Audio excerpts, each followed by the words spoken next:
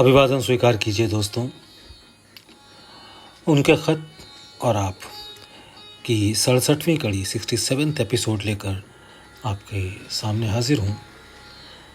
ख़त शुरू करने से पहले एक दो बातें मैं आपसे करना चाहता हूँ।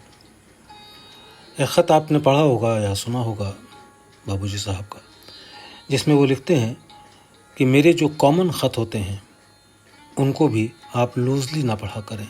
कॉमन ख़त मतलब आम ख़त, उनको आप लूजली ना पढ़ा करें।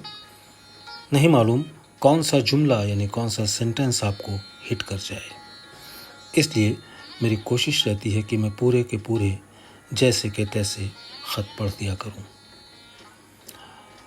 दूसरी बात, उनका हर ख़त इतना लाजवाब और इतना इम्पॉर्टेंट होता है कि अगर उसको बार बार मैं पोस्ट करूं तो भी पढ़ने से दिल नहीं भरता, क्योंकि हर बार हमको उसमें नई बात मिलती है। इसलिए मैं कभी कभी कुछ लेटर्स रीपोस्ट कर दिया करता हूँ। तीसरी बात, ये जो चैनल है मैं कहानियाँ सुनाता हूँ, ये मैंने क्रिएट किया था क्योंकि मैं कुछ कहानियाँ लिखता हूँ, कुछ ब्लॉग्स लिखता हूँ, उनको भी इसी चैनल में पोस्ट कर देता हूँ। पहले मैं करता भी था, तो अगर बीच बीच में आपको ऐसे कहानियाँ सुनने को मिले तो मेरी दरख्वास्त है कि उनको सुनिए और आपका जो भी फीडबैक बनता है वो मुझे बताइए, ताकि आपके फीडबैक के सहारे मैं जो कुछ इम्प्रूवमेंट कर सकता हूँ करूँगा। चलिए ख़त सुनते हैं। तारीख़ है 23 नवंबर साल 1952। बिरादरम तस्लीम, शुक्ला जी का मोहब्बतनामा मिल गया। मोहब्बतनामा माने प्यार भरा ख़त। शुक्ला जी का मोहब्बतनामा मिल गया, पढ़कर जी खुश हो गया। इससे कब्ल यानी पहले एक लिफाफा मोटा ताज़ा आपके टिकट पर नारायण के पते से भेज चुका हूँ, मिल गया होगा।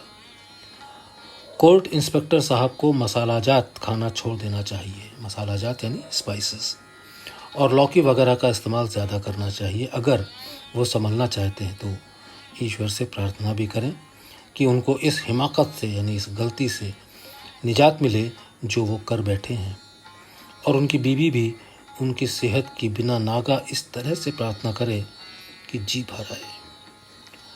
होम्योपैथिक दवा भी या जो दवा फ़ायदा करती हो इस्तेमाल करें। नींद लाना लाजमी है, ज़रूरी है। पिछले ख़त में मैं उनके बारे में लिख चुका हूँ। आप अगर करना चाहें इतना लिख पाया था कि एकदम से निदाए गैब यानी आकाशवाणी आई कि इस काम के करने के लिए मना कर दिया, चुनांचे अब आप ख्याली मदद नहीं पहुँचा सकते।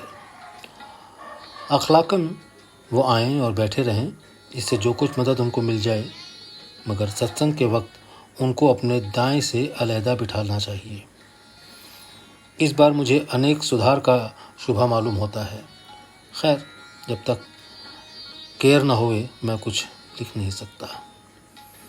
भाई, नेक लोगों के लिए सब तरीके हो सकते हैं और मालिक भी रहम करता है। पंडित जी ने तो वाकई अपने आप को बहुत ख़राब कर दिया। उन पर तरस भी आता है, मगर भाई क्या किया जाए। आप मुंदरजा जैल बातें यानी उपरोक्त लिखी बातें पंडित जी से दरियाफ्त करके लिखिए, ताकि मुमकिन है कि कोई मुराकबा यानी कोई ध्यान ही समझ में आ जाए जो उसका एंटीडोट हो। यहाँ पर यही कहना पड़ता है कि मालिक जिसको खींच ले वही कामयाब है। हम आप अपने हाथ पैर पीटा करें, कुछ नहीं होता।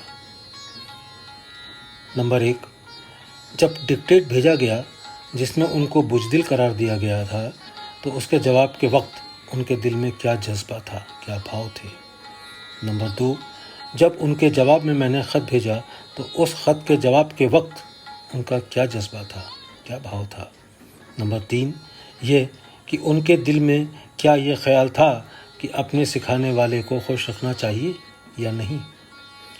नंबर 4, ये कि मुझ में और अपने में ख़तूत लिखते वक्त, लेटर लिखते वक्त क्या क्या नाता समझा, अगर ब्रदरहुड समझा तो वो चूँकि उम्र में मुझसे बड़े हैं मुझको डांट सकते थे, मगर इससे आगे बढ़ना जो हर लिहाज से बुज़ुर्ग हैं ना रवां था ना जायज़ था। 5वां यह कि आम तौर पर रोज़ाना ज़िंदगी में मुझे अपने मुकाबले में नावाकिफ़ और बेइल्म समझते हैं। बेइल्म यानी बिना पढ़ा लिखा या इसके ख़िलाफ़। सवाल लिखकर फिर उसके जवाबात उनसे दरियाफ्त करके लिखिएगा।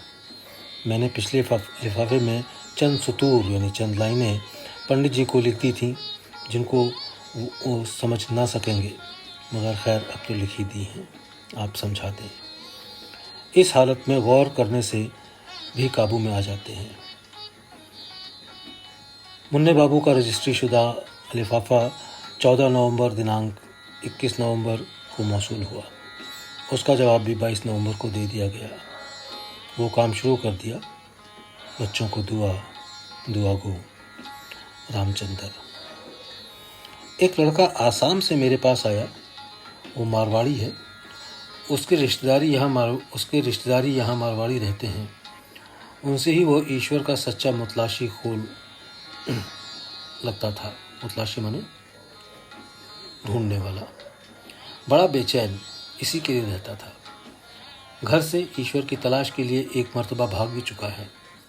वो स्वामी सुखदेवानंद के आश्रम में प्रचार करना चाहता था।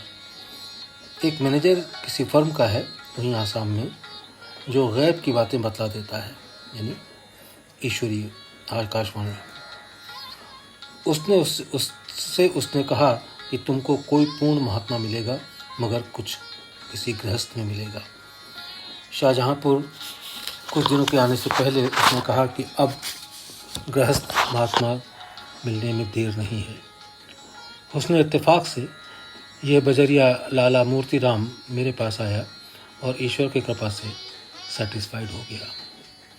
अभी कुछ दिनों यहीं रहेगा। उसके बाद उसने वादा किया है कि मैं आपके मिशन का प्रचार करूंगा। वो तिजारत के सिलसिले में, बिजनेस के सिलसिले में मुख्तलिफ जगहों में आसाम के जाता है। मुख्तलिफ माने अलग अलग जगहों में आसाम में जाता है, इसलिए उसको मौका भी है। दुआ गो रामचंद्र। मैं ये चाहता था कि किसी को महज इसी काम पर छोड़ दूं कि वो अपने ख्याल से लोगों को मिशन की तरफ राग़िब करे ताकि ईश्वर प्राप्त हो।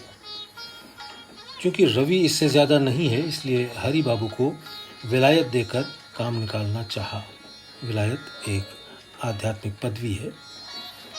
विलायत देकर काम निकालना चाहा, मगर नाउमीदी ही रही और सिवाय हदबंदी के उसने अपने पास कुछ नहीं रखा। मैं सब काम कैसे कर सकता हूँ?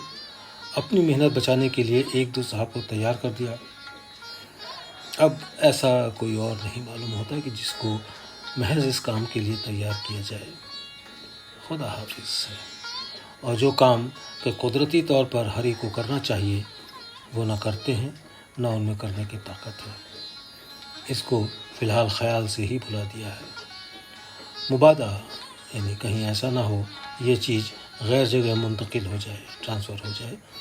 मगर ताबक़ा कब तक एक आदमी गैर सर्किल में इसके लिए तैयार भी है जो विलायत का काम कर सके।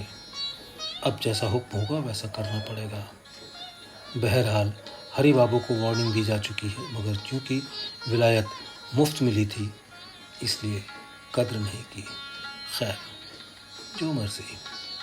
रामचंद्र।